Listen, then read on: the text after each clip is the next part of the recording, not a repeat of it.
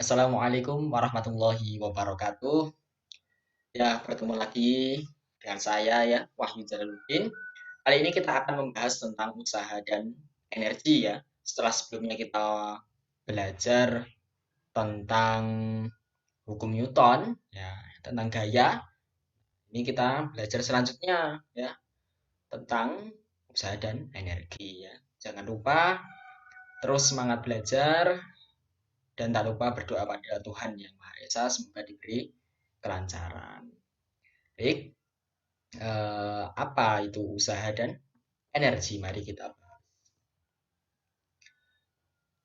Sebelumnya kemarin kita sudah membahas tentang gerak ya. Nah, eh, gerak ini melibatkan gaya konstan ini dalam pembahasan dinamika. Kemudian untuk gerak ya dalam gaya yang tidak tetap, yang tidak konstan, ini kalau ditinjau dari posisi, ini masuknya ke pembahasan usaha dan energi. Kalau ditinjau dari segi waktu, eh, maka dalam pembahasan momentum.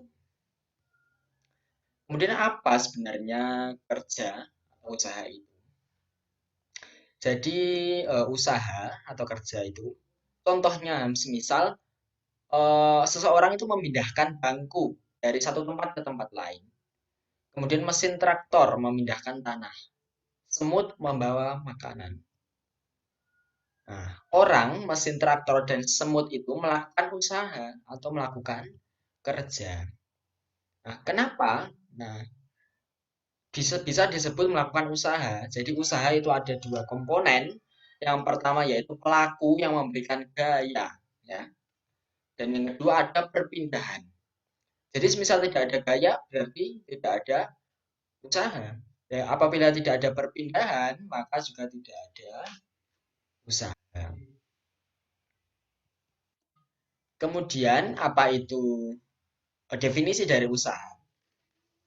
Jadi dari contoh tadi kita tahu bahwa usaha adalah suatu besaran skalar yang diakibatkan oleh gaya yang bekerja sepanjang lintasan.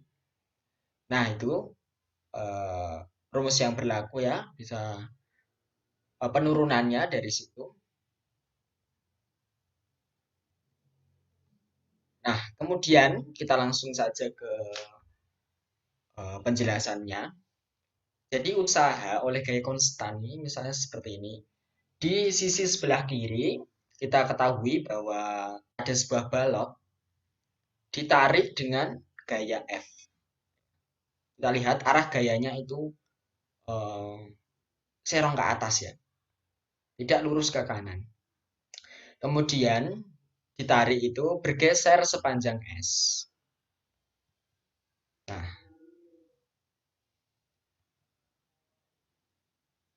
kita lihat di sini. Nah, maka dapat kita lihat jika dihitung untuk gaya yang lurus ke kanan itu sebesar F cos I atau biasanya disimbolkan dengan theta, tapi sudut di sini adalah I.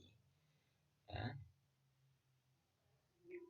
Jadi usaha yang dilakukan oleh sebuah gaya didefinisikan sebagai hasil kali komponen gaya pada arah pergeseran dengan panjang pergeserannya.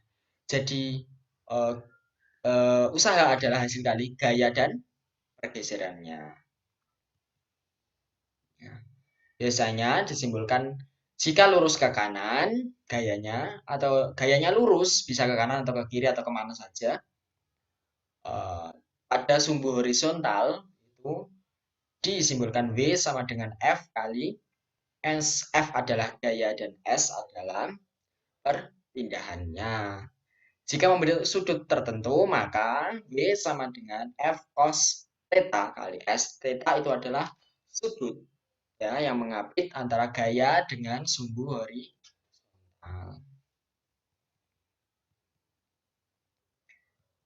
Kemudian ini usaha, nah bisa dilihat dari gambar.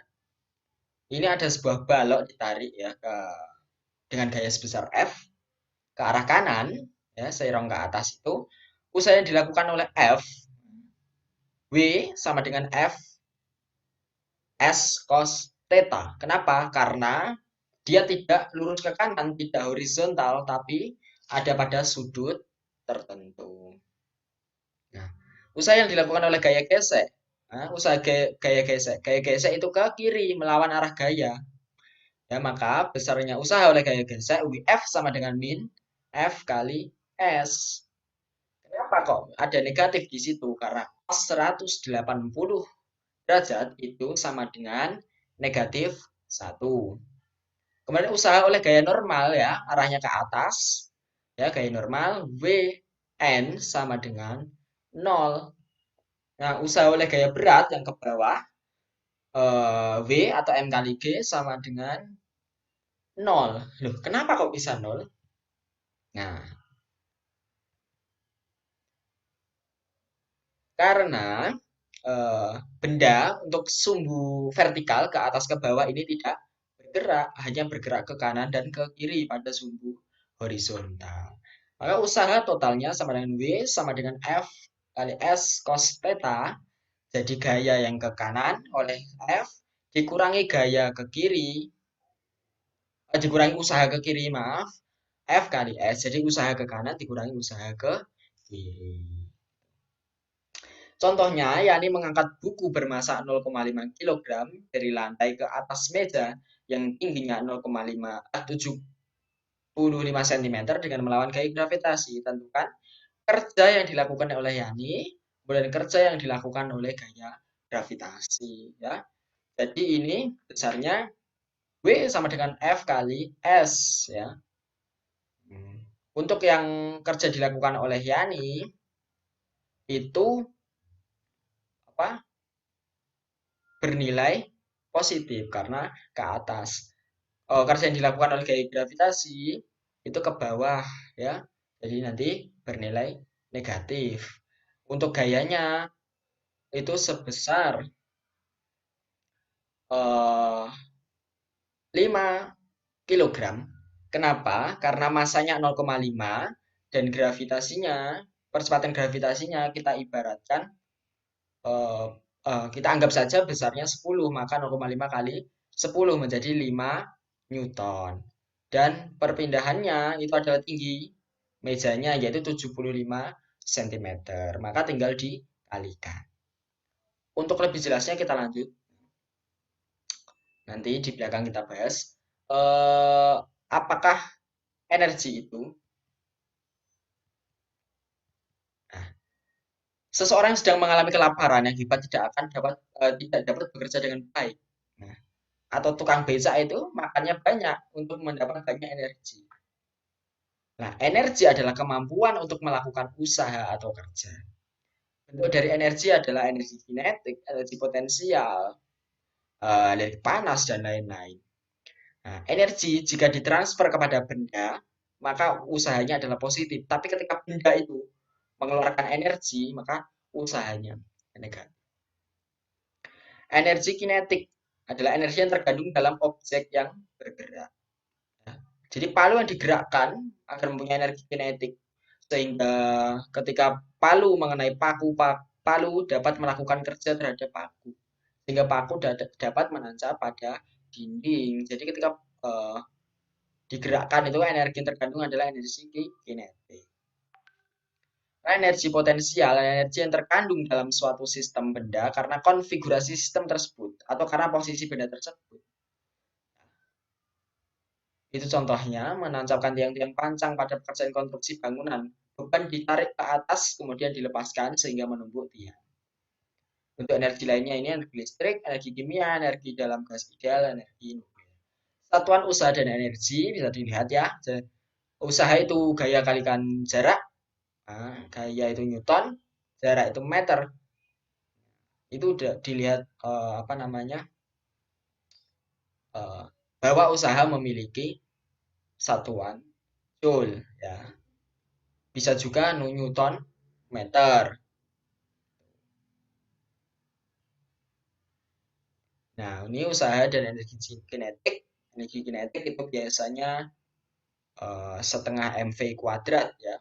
Untuk usahanya maka setengah MV 2 kurangi V1 kuadrat. Nah, ini untuk matematisnya seperti ini. Silakan nanti teman-teman dalami sendiri.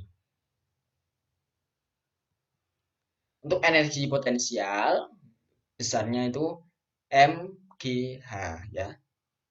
Untuk potensial gravitasi bumi min EP sama dengan m. Negatif dari kerja oleh gaya gravitasi bumi menghasilkan perubahan energi potensial gravitasi bumi. Nah, ini teorema usaha dan energi kinetik. W sama dengan delta atau usaha sama dengan perubahan energi kinetik. Ini usaha yang dilakukan oleh gaya gravitasi seperti contoh soal tadi, yakni ya, W sama dengan F kali delta E delta S ya. Di W sama dengan mg kali delta Y ya. Maaf ini kurang jelas. Jadi berat bendanya itu M kali G kalikan Y tingginya ya. Hanya bergantung pada delta Y atau tingginya.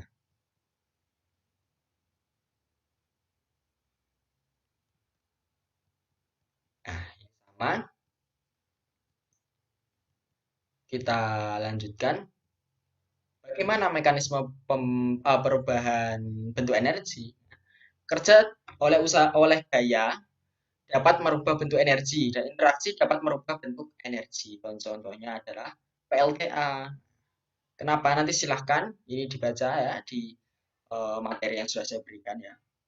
Kenapa PLTA itu uh, masuk ke mekanisme perubahan bentuk energi? Silahkan nanti dalami sendiri. Ini hukum kekekalan energi mekanik. Energi awal itu sama dengan energi akhir. Ya, gitu. Terima kasih ya untuk pembelajaran kali ini. Silakan teman-teman baca bahan ajarnya, silakan cari-cari referensi di sumber-sumber lain. Dan ada contoh-contoh soal juga di bahan ajar yang sudah saya berikan. Silahkan dikerjakan dengan baik. Terima kasih, selamat belajar. Selanjutnya kita akan membahas tentang daya pada pertemuan selanjutnya. Terima kasih. Cukup sekian. Wassalamualaikum warahmatullahi wabarakatuh.